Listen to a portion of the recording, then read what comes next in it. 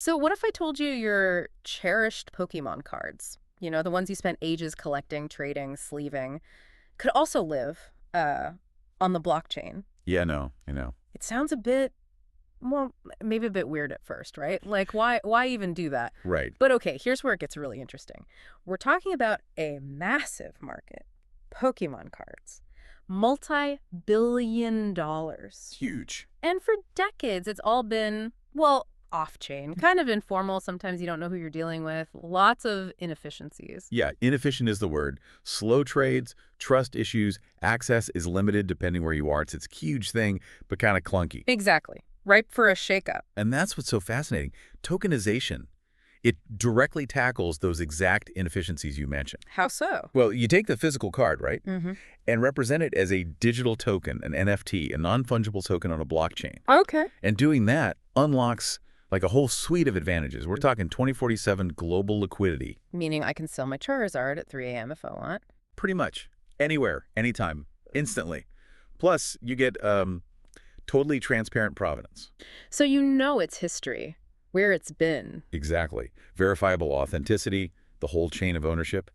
And, this is key, professional vaulting services. Ah, so the physical card is stored safely somewhere. Right. High security vault. You trade the digital piece, the NFT, while the real card is safe and sound. Got it. And this isn't just theory. I mean, it's happening now. It's growing fast. Yeah. If you want a shortcut to understanding how this all works, well, you're in the right place. Okay, lay it on us. Just last month, right, the top platforms doing this. Over $120 million in transaction volume combined. Wow, $120 million in a month. Yeah. And guess what made up most of that? Let me guess. Pokemon cards. You got it. Huge chunk. Through digital pack rips, secondary trading, these gotcha games, think like digital vending machines for random cards. Gotcha games, okay. Like a lottery for cards. Sort of, yeah. Yeah. It's really changing how people collect and interact. Okay, that volume is staggering. Let's really unpack this then, because yeah, the space is booming. You've got some, like, established players who were there early. Pioneers. Right. And then a whole bunch of newer projects, upstarts, bringing fresh ideas. Definitely. Lots of innovation happening. So maybe let's start with the big names first. Get a feel for the main players. Oh, good. All right, first up, probably the leader, or at least one you hear a lot about, Courtyard. They've been at it for, what, over 2 years? Yeah, over 2 years now. Building on Polygon, they have really cemented themselves as a leader in this whole niche. Polygon, right. He really pioneered this whole concept of vaulted, physically backed NFTs. Wait, break that down again. Vaulted, physically backed. So you have your physical card, say, a valuable one. You send it to Courtyard. They check it, grade it, authenticate it. Uh-huh. Then they put it in a secure vault. And in return, you get a unique NFT on the Polygon blockchain that represents that specific card. It's tied one-to-one. And that NFT is what you trade. Exactly. That's what you buy, sell, hold. Pokemon cards are definitely their big draw, especially with their packs vending machine. It's pretty cool. You virtually open packs of graded cards. A vending machine for graded packs. Interesting. But what's smart strategically is they aren't just Pokemon. They do sports cards too, collectible comics. Diversification. Right. It positions them more broadly, maybe as like a universal back end for all sorts of physical collectibles down the line, not just banking on Pokemon forever. That makes sense. Play the long game. And Polygon, why Polygon? For people maybe not super deep in the blockchain weeds. Good question. Polygon's a great fit because, well, compared to, say, main Ethereum, the transaction fees are way lower, and it's faster. Ah, okay. Cheaper and quicker. Exactly. And if you're doing lots of trades, maybe smaller value trades with collectibles, that efficiency really matters. It makes it practical. So what kind of volume are we talking for Courtyard? Huge. Nearly $80 million last month alone. 80 million. Just Courtyard. Yep. Really puts them at the head of the pack, volume-wise, for now. Wow, okay. And what about privacy stuff? KYC. Know your customer. Right. So Courtyard's approach is specific. You don't need KYC just to trade the NFTs on their platform. Okay. It only kicks in if you want the physical card back, like if you redeem it to have it shipped to you. Ah, redemption triggers it. Yeah. And even then, they say the data is handled securely, deleted after 90 days, and Courtyard itself supposedly never sees it. Interesting balance, access versus privacy. It is. It's a balance. Do you think that model works long term? Or will regulations maybe force a change? That's the million-dollar question, isn't it? It appeals to users now. Definitely. Yeah. Low barrier to just start trading. But yeah, regulations are always evolving. If rules tighten around digital asset trading itself, not just physical redemption, platforms like this will have to adapt. It puts the responsibility on the user for that final physical step currently. Right. Okay, so Courtyard is the established leader. Who's nipping at their heels? Who's the next big contender? Well, the one generating a lot of buzz and catching up really fast is Collector Crypt. Collector Crypt. Heard of them. Different approach. Totally different path, yeah. They built exclusively on Solana. Solana. Okay, known for speed, right? Exactly. Lightning fast transactions, super low fees, really good for that kind of rapid fire trading you see in collectibles markets. Makes sense. And unlike Courtyard's broader approach, Collector Crypt is laser focused. Pokemon cards only. Just Pokemon. Yep. They have a marketplace and also their own version of a gacha machine for opening packs. And how's their volume? Impressive. They hit $44 million last month. 44 million. That's catching up fast indeed. It really shows the demand, especially on Solana for this stuff. So $44 million is huge, but I heard they have something else unique, something about a token. Ah, yes. That's a key differentiator. Yeah. Collector Crypt has its own native token. It's called Cards. $sign cards. And it kind of exploded. Since launching like less than a week ago, it surged to an $85 million market cap. Wait, 85 million market cap in under a week. Yeah, crazy, right? That's explosive growth. What does that signify? Well, it really shows the power of having a native token. If it's done right, it can galvanize the community super quickly, incentivizes people to use the platform, creates this whole economic loop. Users feel like they have a stake. A stake in the platform's success. Does the token do anything, like utility? Usually, yeah. Often things like reduced trading fees, maybe access to special features, sometimes even governance rights. It creates demand beyond just speculation. Okay, but $85 million in a week, that sounds volatile, risky for people jumping in. Oh, absolutely. That kind of rapid rise is often driven by hype, community excitement, maybe some good utility design, and definitely speculative trading. The flip side is it can be incredibly volatile. Go down just as fast. Potentially, yeah. Especially early on. Market sentiment plays a huge role. So, users need to understand the actual project, not just change the price. Due diligence is key. Got it. Now, what about their KYC? Similar to Courtyard. Actually, no. This is important. Collector Crypt does require KYC, personal info like name, address, last four of your social, but it's when you want to withdraw funds. Withdraw funds, not redeem cards. Right. Different trigger point. So if you put money in or earn crypto from selling, you'll need to provide that info to get it out. Users definitely need to be aware of that upfront. Okay, big difference there. Important distinction. So Courtyard on Polygon, Collector Crypt on Solana. Solana seems like a real hotspot. It really is. Besides Collector Crypt, there are several newer projects gaining ground there, often trying different things with the user experience. Okay, let's touch on a couple more on Solana then. You mentioned Fidgetals. Yeah, Fidgetals, they're taking a really user-friendly angle. A big thing is you don't need to deposit funds onto their platform. Oh, how does that work? You just connect your own Solana wallet, like Phantom is a popular one, and trade directly from there. Bring your own wallet. Lower barrier to entry. Exactly. People like keeping control of their assets, and it seems to be working for them. They hit $2 million in volume back in August. 2 million, okay. But the growth rate was the eye-opener, 245% month over month. Wow, 245% growth. That's huge. What does that signal? Usually signals you're hitting a nerve, finding product market fit. Their approach, easy onboarding, bring your own wallet. Plus they have fun features. It's likely resonating. Fun features like? Well, beyond the standard card shop, they have this claw machine. Like an arcade claw machine? Kind of. You pay anywhere from like $100 to $500 for a chance to grab a random Pokemon pack. It's gamified. I can see the appeal. Any other features? They're also launching a new auction system for higher-end premium cards, so expanding their offerings. And KYC for Fidgetals? Similar to Courtyard, actually. Yeah. Only needed if you want to redeem the physical card and have it shipped. Okay. Consistency there. And another Solana one you mentioned? Emporium? Right, Emporium. Also focusing heavily on user experience. They use something called Privy for sign-in. Privy? Yeah, it lets you sign up or log in super easily using just your email or Google account. Makes it feel less crypto native, maybe? Smoother onboarding. Exactly. And like Fidgetals, you don't deposit funds directly. You just connect your own wallet. Got it. What's their standout feature? I'd say it's probably the slickest card opening UX I've seen in their vending machine. It's just really smooth, fast buying, fast selling. How does the vending machine work there? Okay, so you buy random PSA 10 graded Pokemon cards. PSA 10, that's Yeah. the highest grade, right? Gem mint. Precisely. Top condition, verified authentic by PSA.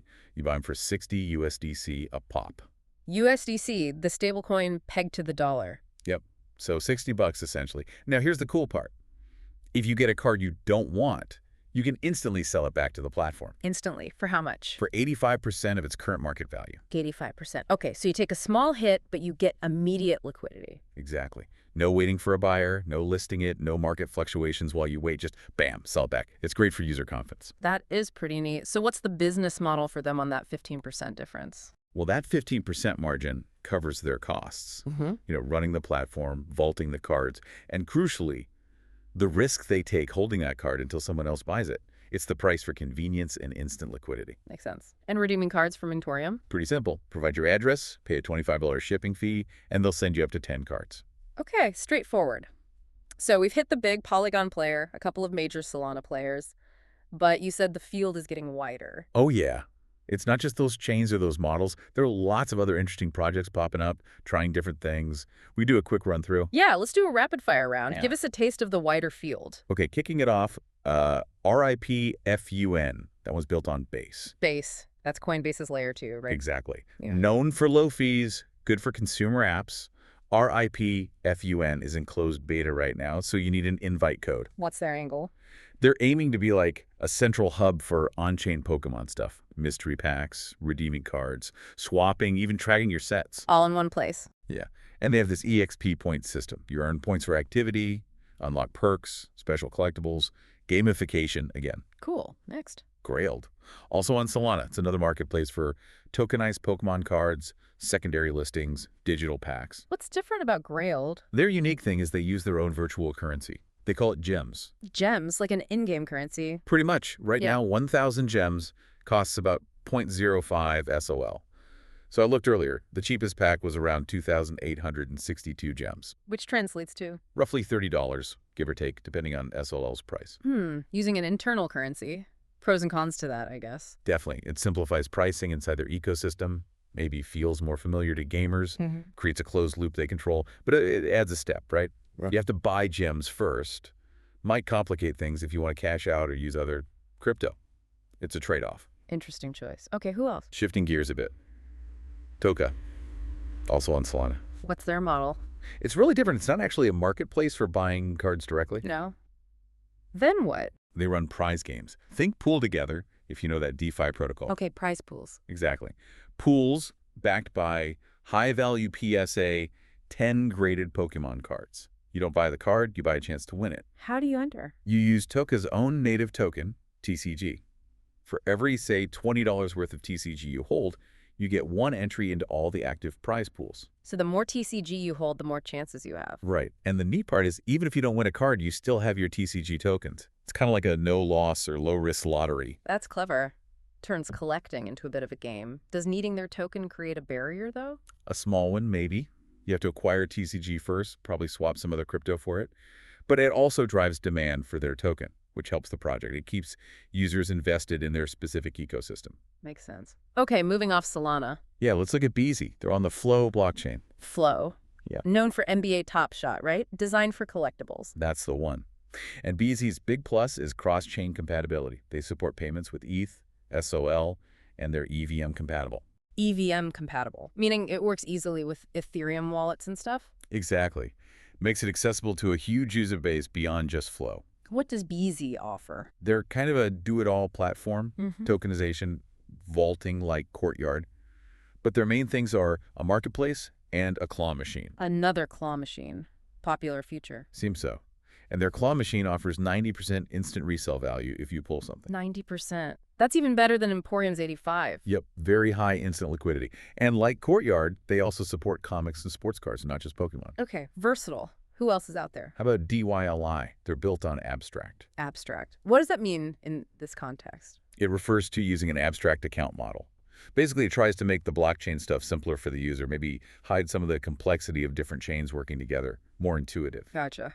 And DYLI's focus? Super diverse. Pokemon, yes, graded, ungraded packs, sealed boxes, but also totally different stuff. Precious metals, merch drops, even magic. the gathering cards. Wow, really broad. Yeah, aiming for a wide collector audience. They also have some fun, lightweight games called Dabble and Flip for winning random cards. Dabble and flip, okay. And a creator studio, which is interesting. Lets creators launch their own merch drops directly on the platform. Connects creators and collectors. Neat. Okay, one more. Last one for the rapid round. Drip, built on Ronin. Ronin, the Axie Infinity blockchain, right? Built for gaming. Exactly. Optimized for high volume, low fees, perfect for active communities.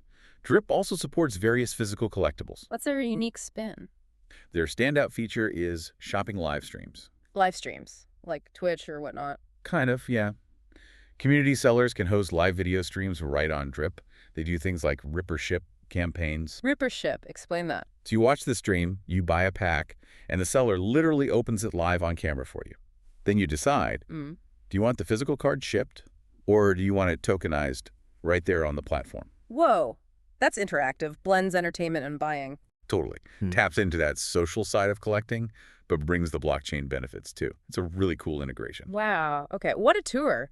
From, the big players pioneering vaulting like Courtyard. Right, setting the stage. To Collector Crypt with its native token and Solana speed.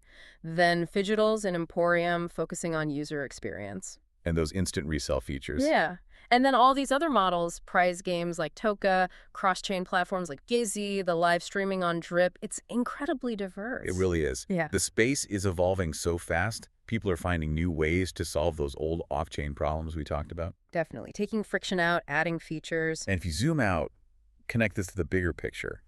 This whole trend, it's not just about Pokemon cards, is it? No, I guess not. It's bigger. It's a really powerful case study. You see blockchain tech intersecting directly with a huge existing multi-billion-dollar market that was, frankly, kind of inefficient before. Right, bringing transparency, liquidity. New ways to engage, stronger communities, all that stuff. Tokenization enables. It's almost like a blueprint, How other physical collectibles markets could change too. That's a great point. So wrapping up this deep dive, what really stands out to you listening? We've covered a lot. It makes you think, doesn't it? It really does. And it leads to that big question looking ahead.